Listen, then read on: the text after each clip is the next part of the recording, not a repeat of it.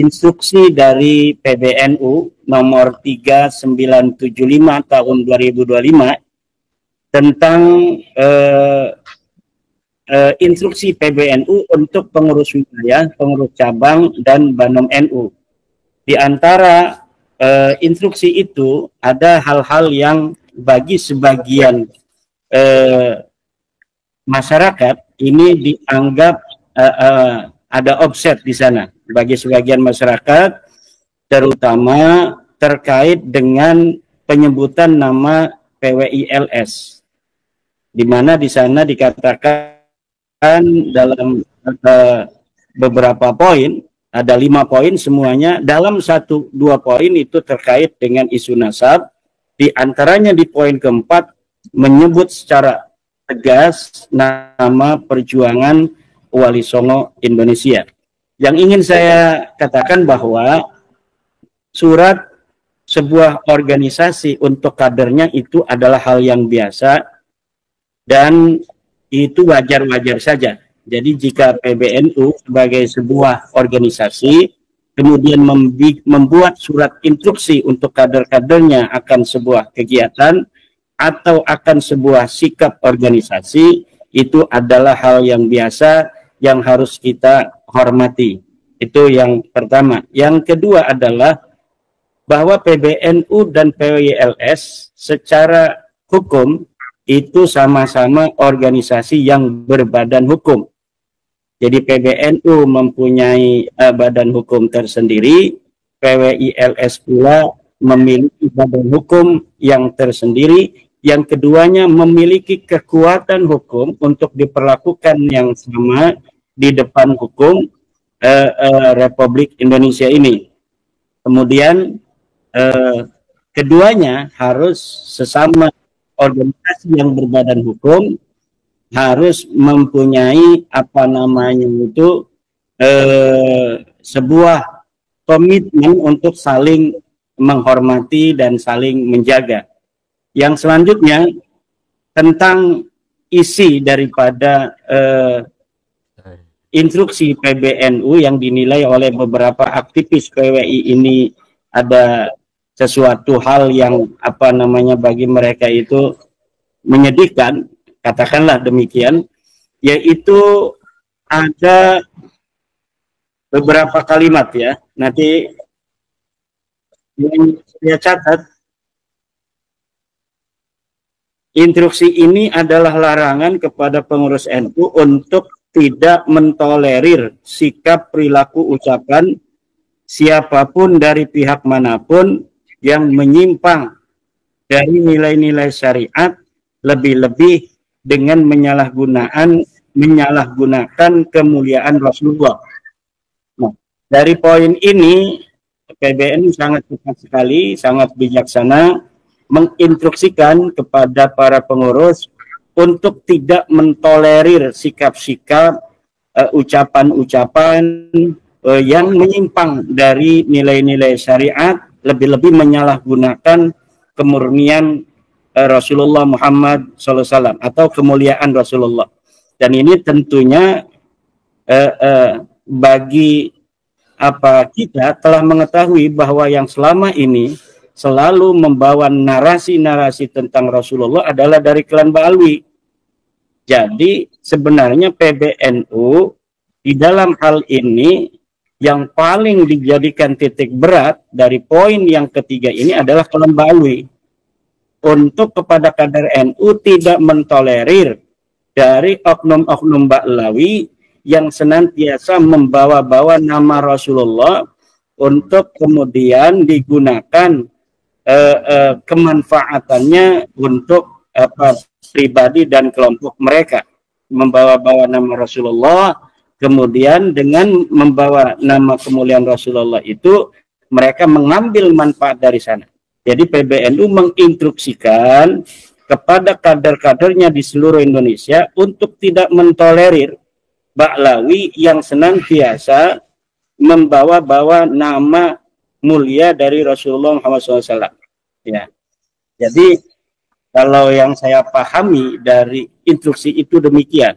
Walaupun saya walaupun sebagai wakil ketua dari Perjuangan Wali Songo Indonesia, memahami kader-kader PWI di bawah yang mempertanyakan tentang instruksi PBNU itu. Nah, tetapi di dalam kacamata saya ketika mencermati dari instruksi PBNU itu, dari poin ketiga ini jelas sekali pembelaan PBNU terhadap warga NU, terutama kader-kadernya, untuk tidak tertipu oleh orang-orang yang menggunakan nama Rasulullah untuk kepentingan pribadi dan kelompok mereka. Kemudian ini yang dipermasalahkan oleh para kader-kader PWI di bawah, yang perlu saya membantu PBNU untuk menjelaskan maksud PBNU, walaupun nanti ini bisa dibantah kalau apa yang saya katakan, yang saya tafsirkan ini kemudian ada beberapa yang tidak pas dengan PBNU.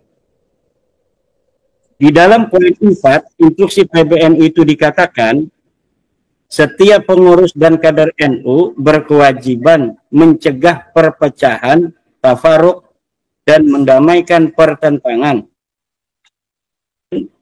serta melepaskan diri dari keterlibatan dalam pertentangan mengenai nasab, baik keikutsertaan dalam silang pendapat yang meninggikan nasab, yang meninggalkan adab, maupun keikutsertaan dalam perkumpulan dan organisasi yang sengaja dibentuk untuk menjalankan permusuhan terkait masalah nasab seperti PWILS maupun yang berseberangan dengan PWILS. Yang berseberangan dengan PWILS siapa? Robita Alawiyah, Maktab Daimi, FPI, Jatmanya Pekalongan. Itu yang bertentangan dengan PWILS. Jadi poin keempat itu bukan khusus untuk PWI, tetapi juga seluruh kader NU tidak boleh berada di pihak Rabita Alawiyah, tidak boleh berada di pihak FPI, tidak boleh berada di pihak Jatma, tidak boleh berada di pihak Maktab Daimi. Ini tentunya instruksi yang gelontorkan oleh PBNU terkait dengan sebelumnya ada beberapa kader-kader NU bahkan di PBNU yang ikut-ikut membela nasab Balawi. Ada Gus Fahrur, ada Gus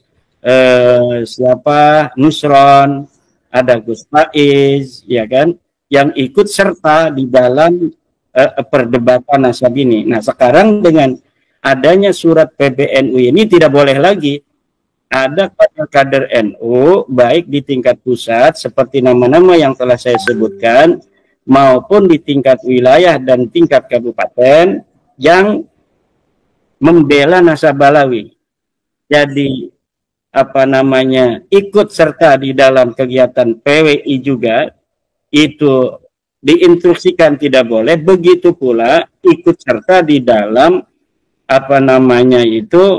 organisasi Rabita Alawiyah, organisasi FPI, organisasi Jatma, Maktab Daimi, atau organisasi habaib lainnya. Ini tidak boleh oleh PBNU dari surat instruksi yang pada kemarin tanggal 2 itu dikeluarkan oleh PBNU. Nah, jadi ini yang kurang menjadi perhatian oleh para kader-kader PWI di bawah, bahwa PBNU ingin menempatkan dirinya sebagai wasit yang adil, tidak ingin berpihak dalam masalah nasab ini.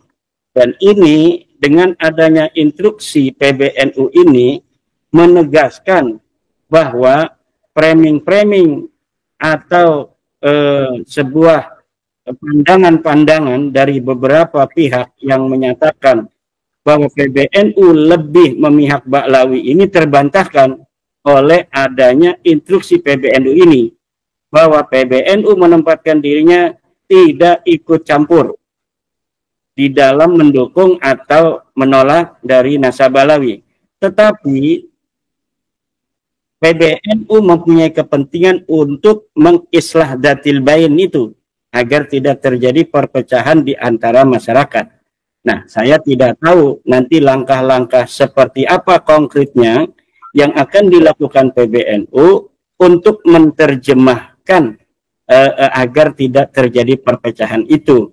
Apakah nanti diinstruksikan atau diminta Ba'lawi untuk tidak lagi mengaku-ngaku sebagai keturunan Nabi di hadapan masyarakat Indonesia. Mungkin seperti itu, atau nanti minta kepada PILS untuk tidak lagi membahas nasab Ba'lawi. Jadi di satu sisi mungkin nanti PBNU akan meminta kepada Ba'lawi seluruh Indonesia tidak lagi mengaku sebagai cucu Nabi karena memang tidak terbukti secara ilmu nasab dan tes DNA. Juga nanti diminta untuk perdamaian itu dari PWI juga tidak lagi untuk mempermasalahkan nasab Ba'lawi karena Ba'lawinya sudah tidak lagi mengaku sebagai turun Nabi. Mungkin nanti seperti itu yang saya pandang dari surat PBNU itu. Nah, kemudian tentang tes DNA, ada sebelum nanti diterangkan oleh Dr. Sugeng, ada framing-framing bahwa tes DNA ini hanya tentang nasab Ba'lawi yang putus dan mustahil secara DNA ini hanya diungkapkan oleh Dr. Sugeng Sugiarto dari Indonesia. Dan ini tidak tepat sekali. Karena apa? Tentang nasab daripada Ba'lawi yang tidak tersambung secara DNA kepada Rasulullah, ini sudah banyak dibicarakan oleh pakar-pakar di Timur Tengah juga. Saya bisa menyatakan bahwa para pakar-pakar ulama-ulama di Timur Tengah itu lebih dari 10 orang yang saya ketahui sudah menyatakan bahwa orang Arab itu berhaplogrup J1 dan keturunan daripada Rasulullah juga berhaplogrup J1. Di antaranya yang menyatakan bahwa orang Arab harus J1, satu pakar DNA Profesor Ubaidillah menyatakan DNA Arab adalah J1. Lihat dalam kitab Muqaddimah fi Ilmil Ansab halaman 189. Dua, Profesor Ali bin Muhammad As-Saikhi DNA bangsa Arab adalah J1. Lihat juga di kitab Muqaddimah fi Ilmil Ansab halaman 189. Tiga, Umar bin Abdul Aziz menyatakan bahwa DNA Arab adalah J1. Lihat, masih ada di YouTube. Kemudian Profesor Dr. Abdullah As-Suaibi menyatakan DNA orang Arab dan DNA daripada keturunan Rasulullah adalah J1. Lihat di dalam yemenisport.com. Kemudian Dr. Hadi Amili menyatakan bahwa keturunan Rasulullah Muhammad SAW itu J1. Lihat di web Quraisy dan Bani Hasim Project. Kemudian keenam, Dr. Adil Hasan Al-Husain. Lihat di Jihad.net menyatakan hal yang sama bahwa haplogrupnya bangsa Arab adalah J1. Kemudian Dr. Adil Asram ada menyatakan bangsa Arab dan keturunan Nabi Muhammad adalah J1. Kemudian Dr. Abdullah Al-Harraji, Adnan Khamjan, Umar Al-Syarif Al-Jammazi, Said Hussein Al-Alawi. Ya, dari nama-nama yang saya terakhir disebutkan ini terdapat dalam family tree DNA.